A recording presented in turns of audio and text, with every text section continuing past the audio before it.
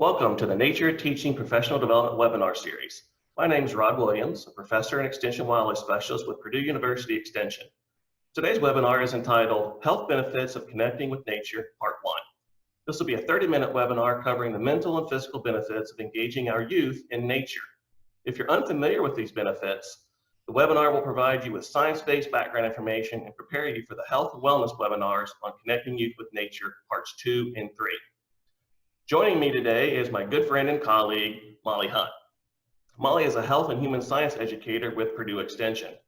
Molly will be highlighting the science behind nature's benefits to children, and then I'll finish the webinar by highlighting additional resources and the procedure to obtain your certification of completion. So Molly, at this point, I'll simply turn things over to you and get us started.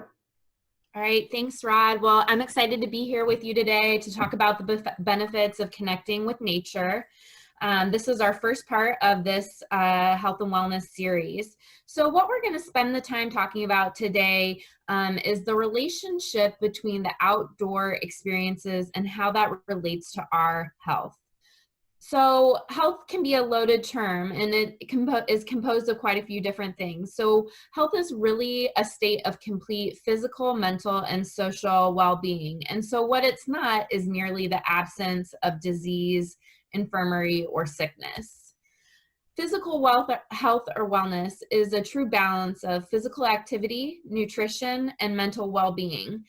This helps to keep our body in top functioning condition, and it has three main components, and these are going to be addressed in the Nature Teaching Health and Wellness curriculum. So today we're going to talk about physical activity, nutrition, and mental health. So the unit on physical activity is a compilation of the vast existing resources and ideas that are available to get your students up and moving. All of these resources are linked on our website, purdue.edu/nature. So if we fail to change the course of our nation's obesity epidemic, the current generation of young people might be the first generation in American history to live shorter and less healthy lives than their parents. And that's pretty staggering if you take the time to think about it. So why are we going to focus on physical activity? So we focus on this because the prevalence of youth obesity for our children ages 6 to 11 years old has nearly quadrupled. In the early 1970s, obesity was at about 4%. And from 2007 to 2008, those obesity levels were up to 20%. And so this causes problems not just as children, but it increases that lifelong risk of chronic disease, diabetes, hypertension, heart disease, and stroke. So back to some statistics here. Nearly 1/3 of our children are overweight or obese. This puts our children at risk for those wide range of health problems in adulthood that we mentioned in the last slide. When we look at our 10 to 17-year-olds, 14.3% of them are obese, and children who are obese or overweight during their youth are more likely to be overweight or obese as adults. And again, this puts them at serious risk for health problems such as heart disease, hypertension, type 2 diabetes, stroke, and those comorbidities. So growing up at a healthy weight can help set the stage for lifelong healthy habits. And by creating healthier school environments, this allows our children to maintain a healthy lifestyle at an early age and set those healthy habits as youth. So let's look at some of the benefits of physical activity. So we know that our kiddos spend 8 to 9 hours most days of the week at school. So schools are a pretty logical place for children to get most of their physical activity. However, recently policy changes have put and limited recess and physical education time. So the amount of time that schools have for physical activity in the classroom has been reduced. This drastically reduces the opportunity for children to engage in physical activity, even though we know that physical activity benefits academic achievement, improved attitudes, improved and increased concentration attention, as well as preventing anxiety and depression, in addition to those health-related things like chronic disease, strong muscles and bones, and weight management. So we're going to dive in more to some of the research and statistics surrounding that. So physical activity also improves strength and endurance. It's shown to improve our self-esteem, improves blood pressure and cholesterol levels. And these benefits may be enhanced when they're done outdoors. These physical activity is done outdoors. So what are the guidelines then? So you should occur 60 minutes a day. And so that can be done in 10 to 15 minute segments. The benefit is still the same to our body. Your body doesn't know the difference if you completed a 60-minute activity or 6 10-minute activities. So breaking it up can make it more manageable and easier to fit into a day. You should incorporate muscle strengthening at least 3 times a week for youth, bone strengthening activities at least 3 times a week, and then that moderate to vigorous physical aerobic activity 3 days a week for 60 minutes or more. So what is moderate intensity aerobic exercise? So this would allow you to talk but not to sing. If you were jogging, you could speak to a friend but not sing the lyrics to your favorite song. It might include bicycle riding, dancing, or walking. Vigorous aerobic intensity workouts allow you to only say a few words without having to stop and catch your breath. This might be martial arts, running, and sports like soccer, swimming, or tennis, where you're on the move a lot. Muscle strengthening for kids might look like a game of tug of war, push-ups, resistance exercises, or swinging on a playground, doing the monkey bars, and that sort of activity. Bone strengthening exercises are those weight-bearing exercises. So in kids, we might see this as hopscotch, skipping, jumping rope, or sports such as basketball and volleyball. So now we've talked a little bit about the physical activity and how that can lead to healthy lifestyles.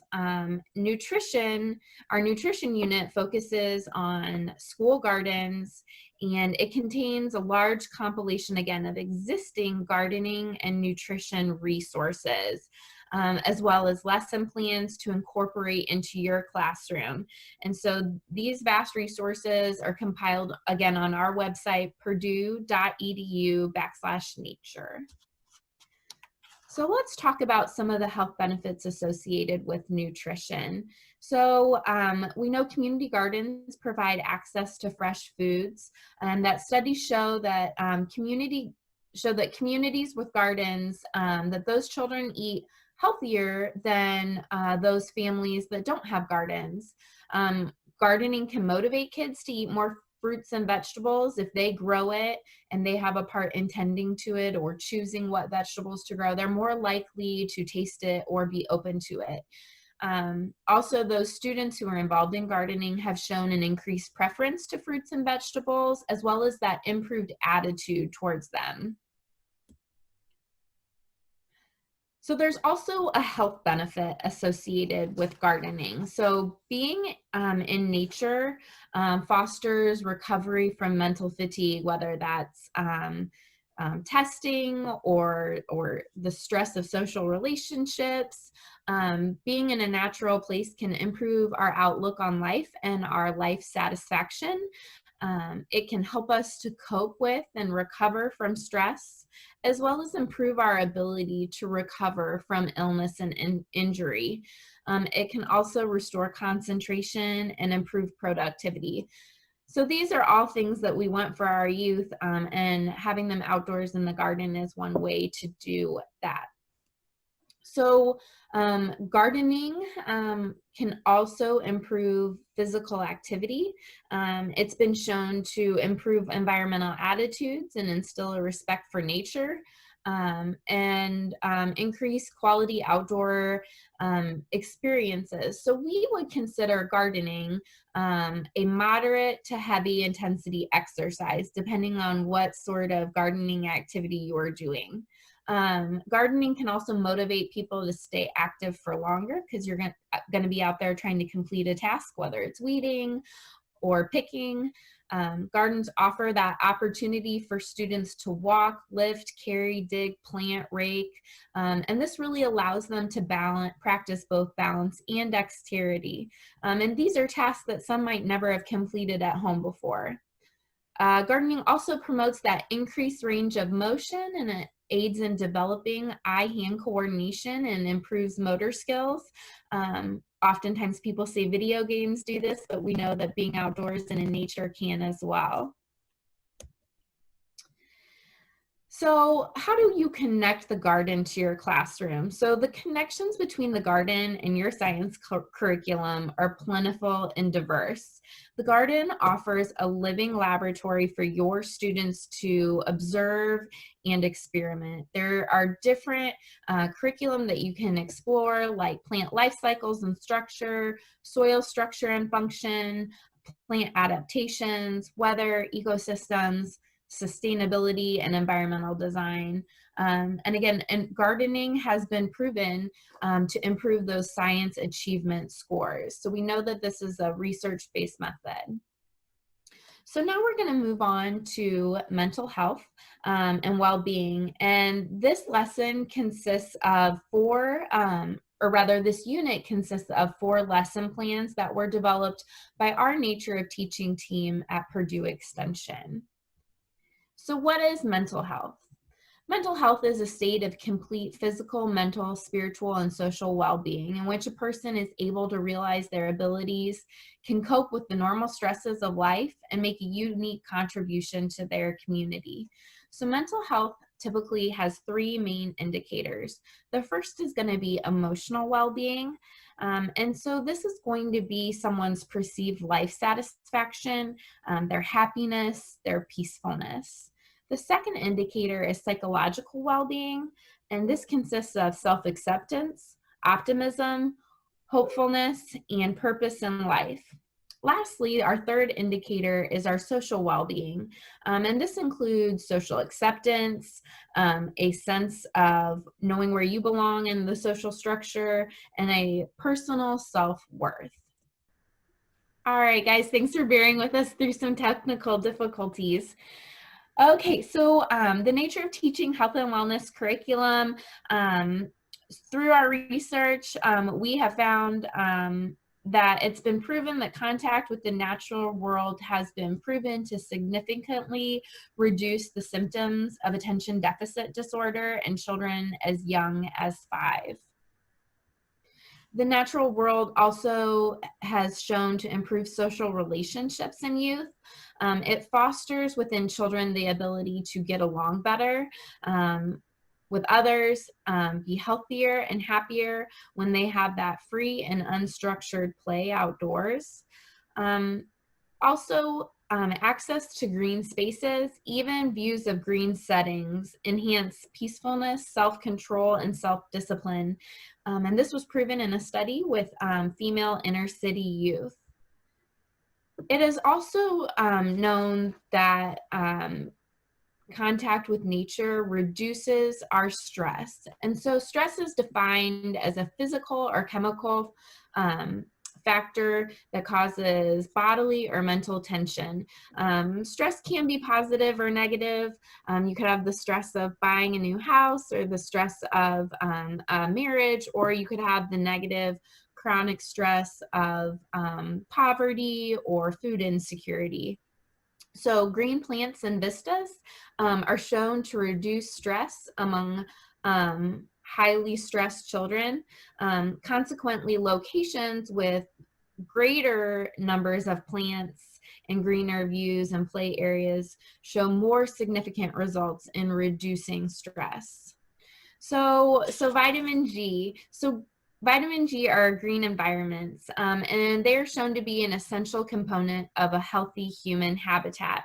according to researchers, documenting the positive link between nature, human health, and social and psychological functioning. So research shows through various studies that humans benefit from exposure to green environments, and conversely, those with less access to green places report more medical symptoms and poorer overall health. So a green environment is essential to human health.